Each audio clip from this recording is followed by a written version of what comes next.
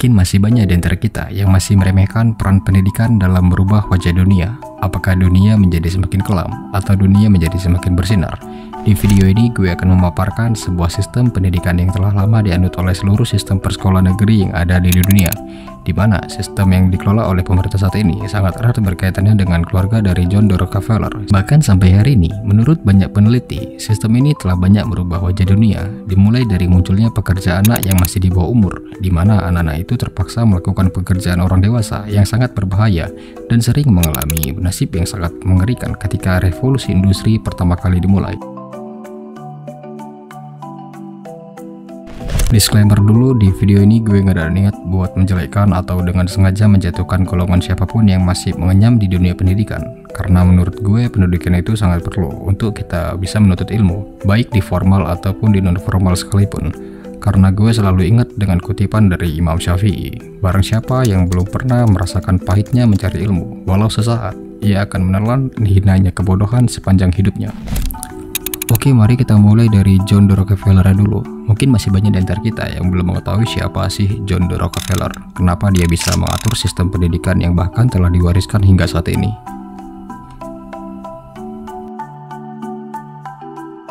John Davison Rockefeller, atau sering disebut dengan John D. Rockefeller, merupakan miliarder tersohor dari Amerika Serikat. Ia juga dikenal sebagai Raja Minyak Amerika Serikat yang sangat piawai dalam mengelola bisnis.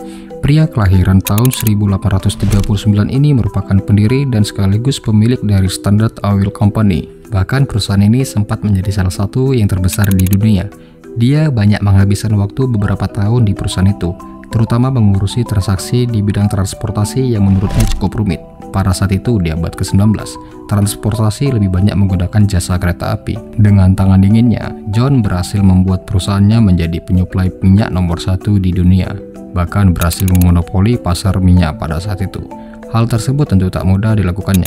Dia pun harus menjegal Clark sebagai mitra usaha pertamanya untuk merebut keuangan perusahaan. Tidak sampai di situ, kecerdikannya terus berlanjut dengan berkolaborasi atau bekerja sama kepada pihak pemerintah setempat. Dilihat dari maju perkembangan kilang minyaknya, John pun mulai menghadapi tantangan dalam mencari pekerja yang patuh dan disiplin untuk kilang minyaknya.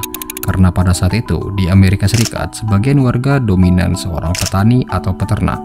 Mereka sangat sulit untuk diatur dan cenderung bersikap mandiri. Dengan kekurangan tenaga kerja di Standard Oil miliknya, mendorong Rockefeller untuk mencari solusi, dan secara kebetulan ia mendengar dan sangat tertarik tentang sistem pendidikan Prusia yang dikenalkan oleh Horstman. Oh ya, buat yang nggak tahu Horstman ini siapa, bapak ini adalah seorang reformasi pendidikan Amerika, atau yang lebih dikenal juga sebagai Bapak Pendidikan Amerika. Pada tahun 1837, Horstman diangkat menjadi Sekretaris Men's Board of Education atau Sekretaris Dewan Pendidikan Negara bagian Menshorst. Men ini kalau dibilang sangat aktif terlibat dalam beberapa bidang pendidikan. Dia sering berkolaborasi bersama beberapa institusi untuk menyelenggarakan seminar dengan tujuan untuk mendorong reformasi dalam lingkup pendidikan yang pada masa itu cenderung konservatif. Di tahun 1843, Horstman mulai melakukan perjalanan ke Prusia untuk memperbarui pengetahuannya tentang dunia pendidikan yang ada di sana. Oh iya, buat yang nggak tahu Prusia ini negara apa, Prusia dulunya adalah negara bersejarah yang berasal dari Brandenburg, sebuah wilayah yang selama berabad-abad memiliki pengaruh besar terhadap negara Jerman dan Eropa. Bahkan Prusia telah mencapai kepentingan terbesarnya pada abad ke-18 dan ke-19. Selama abad ke-18, mereka telah menjadi kekuatan besar di Eropa di bawah pemerintahan Frederick II dari Prusia. Namun, sejak kekalahan Prusia dari Prancis, syarat-syarat perdamaian ditetapkan oleh Napoleon tak hanya melenyapkan sejumlah wilayah besar di Prusia, tetapi juga memberatinya dengan hutang yang sangat besar. Kesempatan untuk membangun kembali negara itu jelas-jelas sangat tertutup. Namun, untuk pendidikan relatif bisa kembali ekstensif. Dengan tekanan yang sangat besar dari Prancis, sebuah perkembangan lain telah terjadi di Prusia. Dalam kurun waktu di tahun 1713 sampai 1786, beberapa legislasi atau peraturan telah dikeluarkan oleh Prusia yang mewajibkan anak-anak untuk sekolah, melarang pendidikan private atau di rumah, dan memiliki konsep jam pelajaran 45 menit atau sampai 1 jam lebih, dengan tujuan untuk menghasilkan kaum profesional agar bisa memenuhi kebutuhan di semua sektor yang ada di Prusia. Horstman yang pada saat itu sangat tertarik untuk meneliti sistem pendidikan yang berkembang di sana dengan tujuan agar bisa mengadopsinya di negaranya sendiri, Amerika Serikat.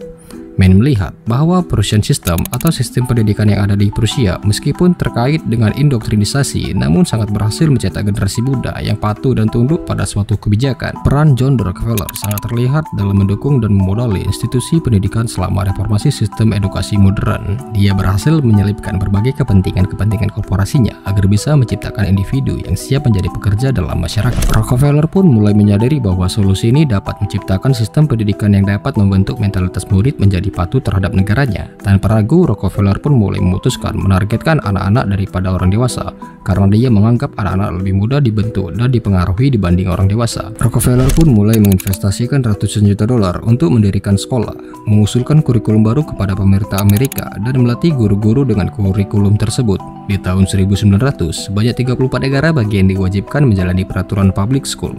19 tahun kemudian, pada tahun 1919, mayoritas semua negara bagian di Amerika telah mewajibkan setiap anak berkewarganegaraan asli untuk menjalani public school tingkat dasar yang sudah dirancang oleh Rockefeller. Mungkin ada beberapa di antara kita yang masih bertanya, kurikulum seperti apa yang diusulkan oleh John D. Rockefeller? Kurikulum yang diajarkan di sekolah tersebut sangat mirip seperti lingkungan kerja di pabrik. Di sekolah, mereka diwajibkan untuk menghabiskan waktu kurang lebih hampir 8 jam, dimana kalau mau ke toilet harus izin dulu, dan kalau bunyi bel itu tanda masuk, istirahat sama pulang sekolah. Semua itu dirancang sama seperti di pabrik. Mental anak-anak mulai dibentuk untuk menjadi patuh dan tidak banyak bertanya. Mereka dituntut untuk fokus pada ketaatan daripada kreativitas. Tujuan Rockefeller pun akhirnya tercapai, karena sistem pendidikan baru ini telah menghasilkan pekerja yang patuh dan tidak banyak memberontak. Adapun kutipan atau ucapan dari Rockefeller seperti I don't want a nation of thinkers, I want a nation of workers. Dalam bahasa Indonesia yang berarti saya tidak menginginkan negara pemikir, saya ingin negara pekerja. Jika kutipan ini benar adanya, berarti sekolah publik di masa itu memang sengaja dibuat untuk menciptakan masyarakat pekerja.